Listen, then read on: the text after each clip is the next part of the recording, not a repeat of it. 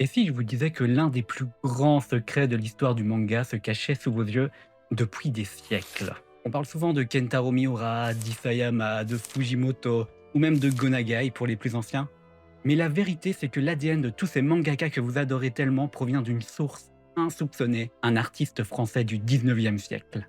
Regardez ces ombres abyssales, cette grandeur presque cosmique, cette solitude.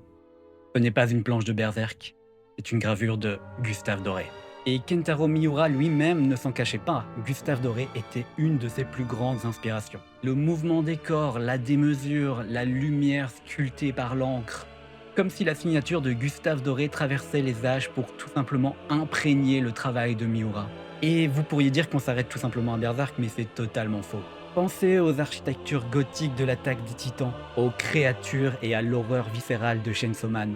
Et probablement le plus évident, les démons de Devilman Crybaby. Et tous, que ça soit inconsciemment ou non, vont puiser dans la même source matérielle. Et tout simplement la preuve que l'art n'a pas de frontières ni d'époque, que le génie d'un artiste des siècles passés peut encore nourrir l'imaginaire collectif des mangaka actuels. Gustave Doré n'a jamais dessiné de manga, mais peut-être qu'il en est le plus grand architecte.